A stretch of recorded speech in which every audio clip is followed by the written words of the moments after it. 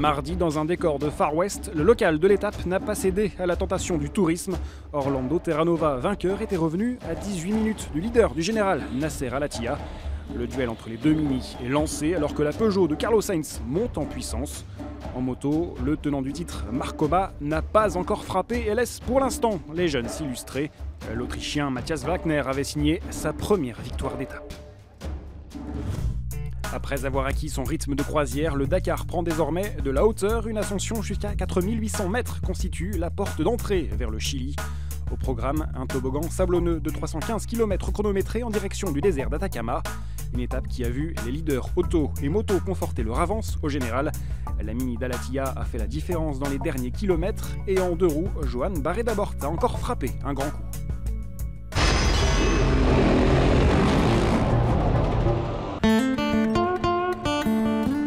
On pourrait vous parler des grands gagnants de cette quatrième journée sur le Dakar, mais l'arrivée au Chili a dilué le classement sur un tracé rapide. Deux hommes ont pris la poudre d'escampette. Résultat, derrière Marc Koma et surtout Joan Barré-Dabort, qui se sont parfois suivis sur le parcours. On cherche désormais le troisième larron capable de se battre face aux Espagnols. On a attendu l'arrivée et on peut vous parler de celui qui a pu suivre le rythme, c'est Pablo Quintanilla, le Chilien. Troisième de l'étape, a pu fêter de la plus belle des manières l'entrée du Dakar dans ses contrées. Seulement 2 minutes 49 d'abandonner au vainqueur du jour et une 6e place désormais au général, mais à plus de 30 minutes de Barreda, toujours leader et vainqueur de cette étape. Derrière ces trois hommes, l'hécatombe, pas un seul pilote à moins de 10 minutes. Les rookies ont donc vu ce qu'est le Dakar. Price et Wagner, en vue les jours précédents, ont laissé des plumes. Ils terminent à plus de 20 minutes. Sunderland, lui, est carrément sorti des radars. Et pour cause, une chute au kilomètre 67 et une fracture de la clavicule. Un nouvel abandon sur le Dakar pour Sam Sunderland, le troisième en 3 participations. Plus de chance en revanche pour un autre Chilien, Jérémias Israel Esquer, resté au sol après une chute. Mais il termine l'étape à plus de 35 minutes du vainqueur du jour.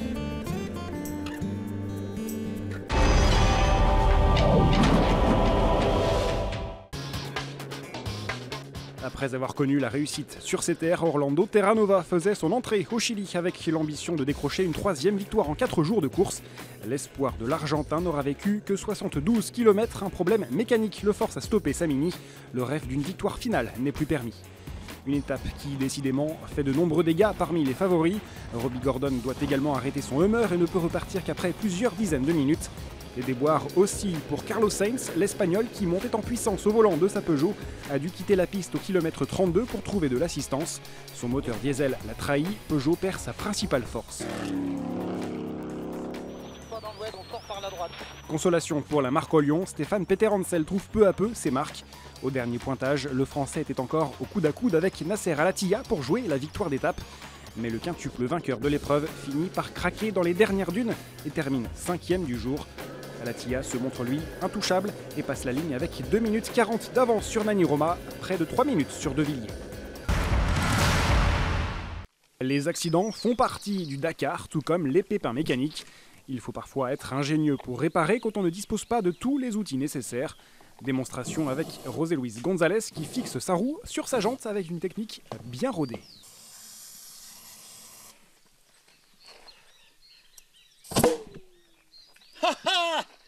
Yes! Yes!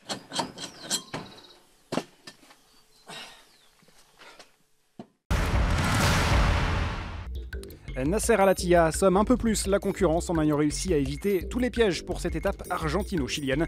De Villiers a limité les dégâts, mais son retard au général est désormais de 8 minutes.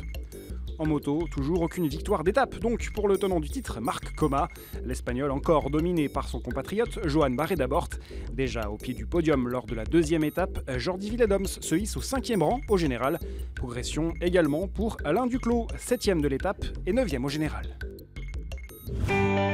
Direction l'océan Pacifique pour la caravane du Dakar ce jeudi, 697 km de Copiapó à Antofagasta et une spéciale longue de 458 km pour les autos et les motos et surtout, l'une des rares fois sur ce Dakar, un parcours commun, un parcours terre-caillou qui mènera les bolides à plus de 3000 mètres d'altitude par 2 fois, avec également quelques passages de fèche-fèche. Avis aux sprinters, les pistes rapides pourront leur permettre de faire des écarts.